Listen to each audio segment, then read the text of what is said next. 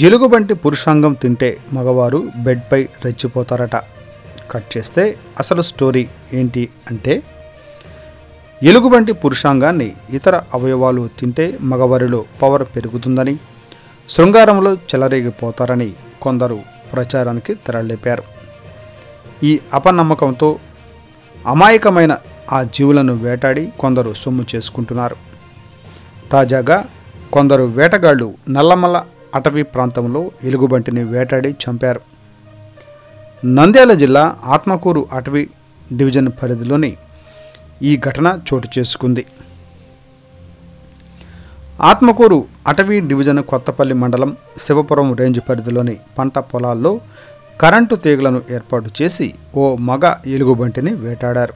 అనంతరం ఆ ఎలుగుబంటిని తలను, కాళ్లను, చర్మాన్ని వేరు చేసి శరీర భాగాలతో ఆత్మకూరు పట్టణంలోని లాడ్జిలో మకాం వేశారు. లాడ్జి నుంచి వ్యాపారస్తులతో బేరసారాలు సాగిస్తుండగా పక్కా సమాచారంతో ఫారెస్ట్ అధికారులు లాడ్జిలో సోదాలు నిర్వహించారు. అక్కడ ముగ్గురు వేటగాళ్లతో సహా అవయవాలను కొనుగోలు చేసేందుకు వచ్చిన ఓ వ్యాపారిని ఫారెస్ట్ అధికారులు అదుపులోకి తీసుకున్నారు. ఎలుగుబంటి అవయవాలు తింటే పురుషతత్వం పెరుగుతుందన్న అపోహతోనే ఎలుగుబంటి ప్రాణాలు తీశారని, వన్యప్రాణుల వేట కింద కఠిన చర్యలు చేపడతామని ఆత్మకూరు అటవీ రేంజర్ పట్టాభి తెలిపారు.